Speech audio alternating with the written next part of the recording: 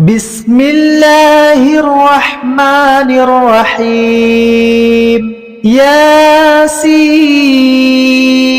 والقرآن الحكيم إنك لمن المرسلين على صراط مستقيم تنزيل العزيز الرحيم لتنذر قوما ما أنذر آباؤهم فهم غافلون لقد حق القول على أكثرهم فهم لا يؤمنون إنا جعلنا في أعناقهم أغلالا فهي إلى الأذقان فهم مقمحون وجعلنا من بين أيديهم سدا ومن خلفهم سدا فأغشيناهم فهم لا يبصرون وسواء عليهم أنذرتهم أم لم تنذرهم لا يؤمنون إنما تنذر من اتبع الذكر وخشي الرحمن بالغيب فبشره بمغفرة وأجر كريم إنا نحن نحيي الموتى ونكتب ما قدموا وآثارهم وكل شيء أحصيناه في إمام مبين واضرب لهم مثلا أصحاب القرية إذ جاءها المرسلون إذ أرسلنا إليهم اثنين فكذبوهما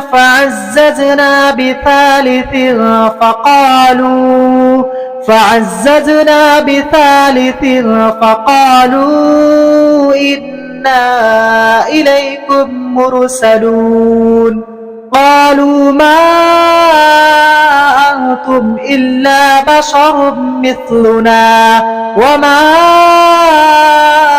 أنزل الرحمن من شيء إن أنتم إلا تكذبون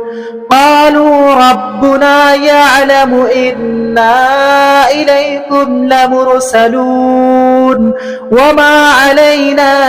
إلا البلاغ المبين قالوا إنا تطيرنا بكم لئن لم تنتهوا لنرجمنكم وليمسنكم منا عذاب أليم قالوا طائركم معكم أئن ذكرتم بل أنتم قوم مسرفون وجاء من أقصى المدينة رجل يسعى قال يا قوم اتبعوا المرسلين اتبعوا من لا يسألكم أجرا وهم مهتدون وما لي لا أعبد الذي فطرني وإليه ترجعون أتخذ من دونه آلهة إن يردني الرحمن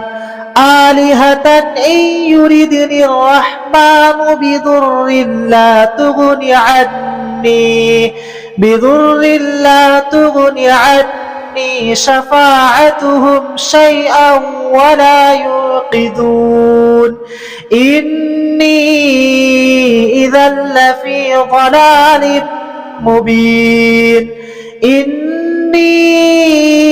آمنت بربكم فاسمعون قيل ادخل الجنة قال يا ليت قومي يعلمون بما غفر لي ربي وجعلني من المكرمين وما أنزلنا على قومه من بعده من جود من السماء وما كنا منزلين إن كانت إلا صيحة واحدة فإذا هم خامدون يا حسرة على العباد ما يأتيهم من رسول إلا كانوا به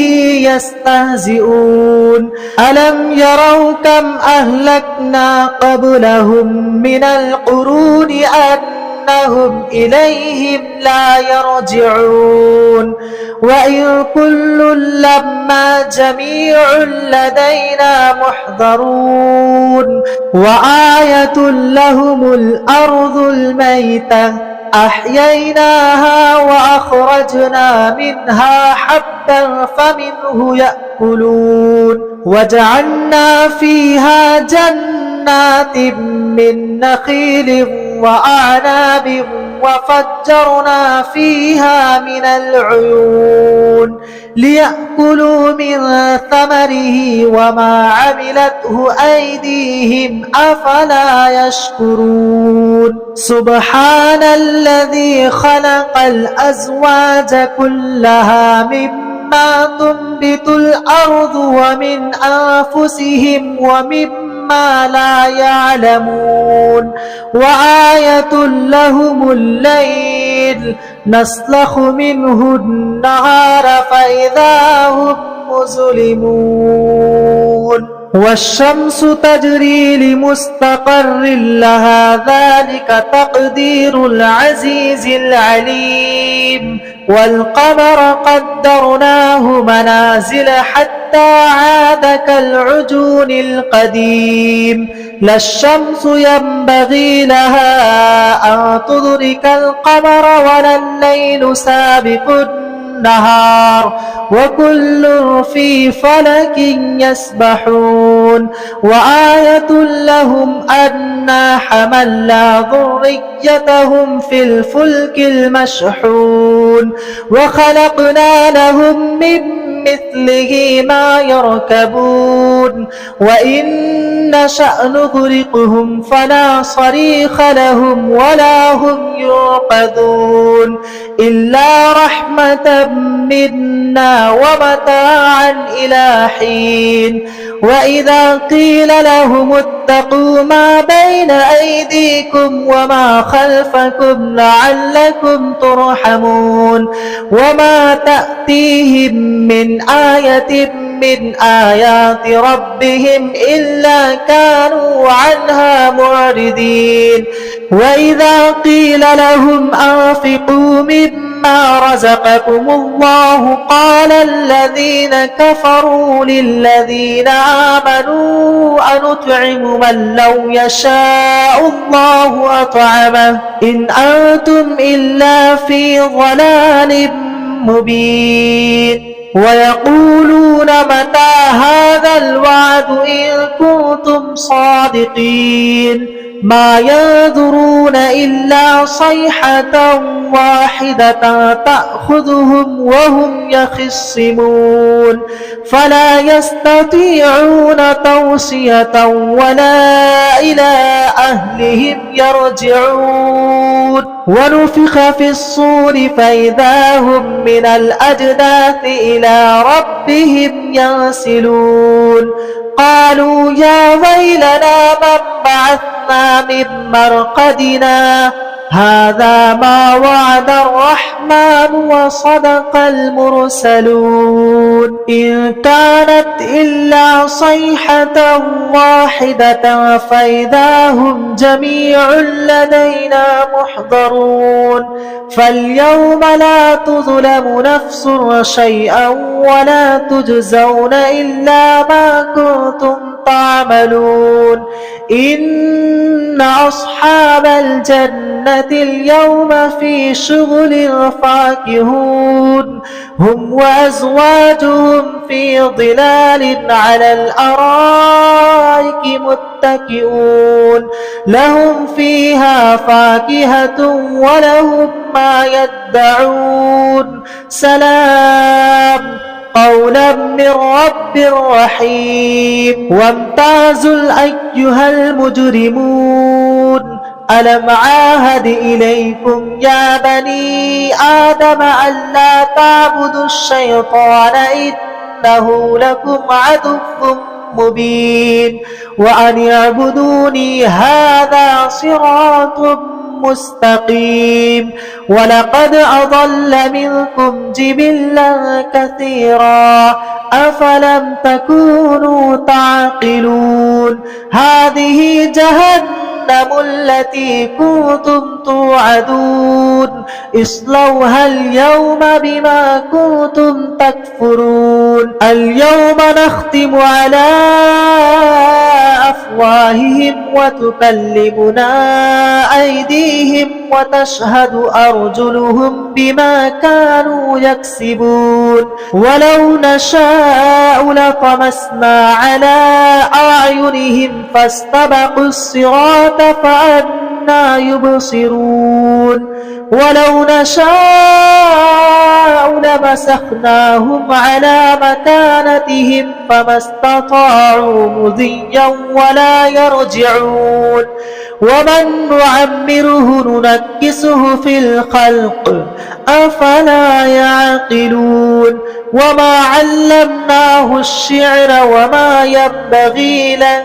إن هو إلا ذكر وقرآن مبين لينذر من كان حيا ويحق القول على الكافرين أولم يروا أنا خلقنا لهم مما عملت أيدينا أنعاما فهم لها مالكون وظللناها لهم فمنها ركوبهم ومنها يأكلون ولهم فيها منافع ومشارب أفلا يشكرون واتخذوا من دون الله آلهة لعلهم ينصرون لا يستطيعون نصرهم وهم لهم جند محضرون فلا يحزنك قولهم إنا نعلم ما يسرون وما يعلنون أولم ير الإنسان أنا خلقناه من نطفة فإذا هو خصيم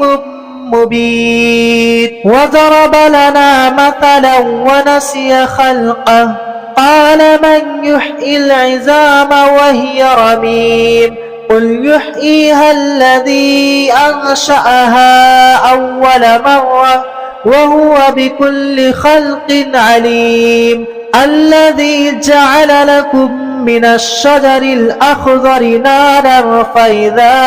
أنتم منه توقدون أوليس الذي خلق السماوات والأرض بقادر على أن يخلق مثلهم بلى وهو الخلاق العليم إنما أمره إذا أراد شيئا أن يقول له كن فيكون فسبحان الذي بيده ملكوت كل شيء وإليه ترجعون بسم الله الرحمن الرحيم الرحمن علم القرآن خلق الإنسان علمه البيان الشمس والقمر بحسبان والنجم والشجر يسجدان والسماء رفعها ووضع الميزان ألا تطغوا في الميزان وأقيموا الوزن بالقسط ولا تخسروا الميزان والأرض وضعها للأنام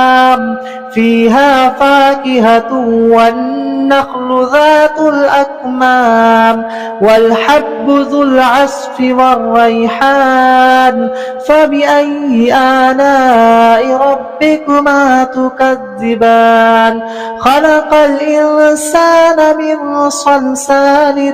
كالفخار وخلق الجان من مارج من نار فبأي آلاء ربكما تكذبان رب المشرقين ورب المغربين فبأي آلاء ربكما تكذبان مرج البحرين يلتقيان بينهما برزخ لا يبغيان فبأي آلاء ربكما تكذبان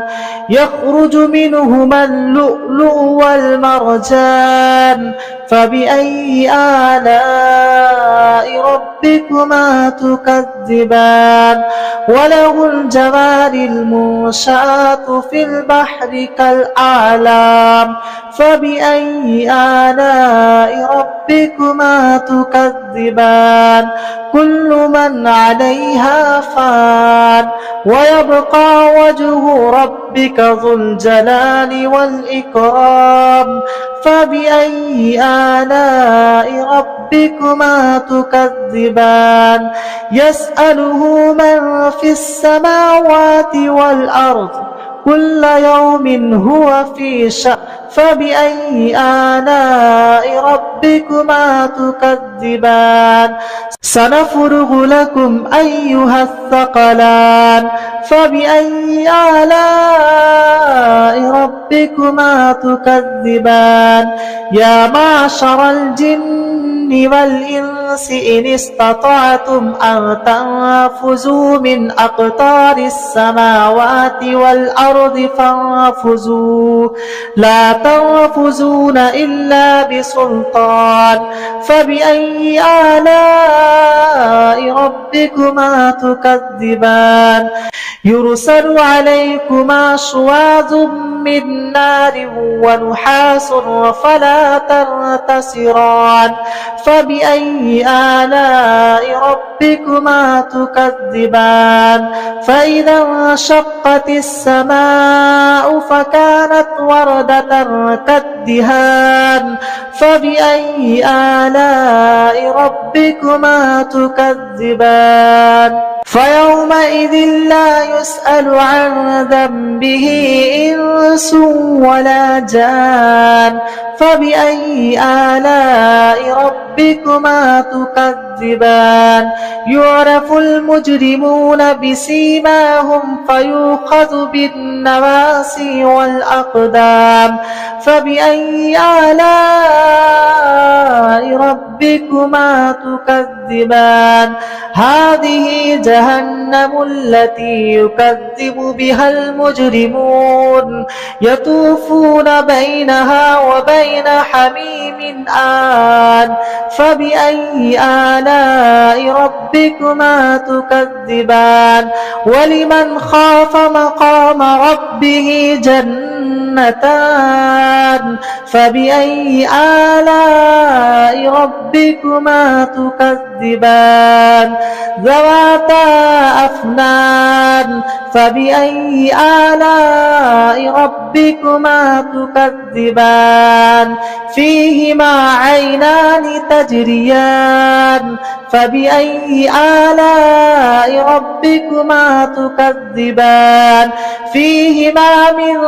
كل فاكهة زوجان فبأي آلاء ربكما تكذبان متكئين على فرش بطائنها من استبرق وجنى الجنتين دان فبأي آلاء ربكما تكذبان فيهن قاصرات الطرف لم يطمثهن إنس قبلهم ولا جان فبأي آلاء ربكما تكذبان كأن كأنهن الياقوت والمرجان فبأي آلاء ربكما تكذبان هل جزاء إحسان إلا إحسان فبأي آلاء ربكما تكذبان ومن دونهما جنتان فبأي آلاء ربكما تكذبان مدهامتان فبأي آلاء ربكما تكذبان فيهما عينان نضاختان فبأي آلاء ربكما تكذبان فيهما فاكهة ونخل ورمان فبأي آلاء ربكما تكذبان فيهن خيرات حسان فبأي آلاء ربكما تكذبان حور مقصورات في الخيام فبأي آلاء ربكما تكذبان لم يطمثهن إنس قبلهم ولا جان فبأي آلاء ربكما تكذبان متكئين على رفرف خزر وعبقري حسان فبأي آلاء ربكما تكذبان تبارك اسم ربك ذي الجلال والإكرام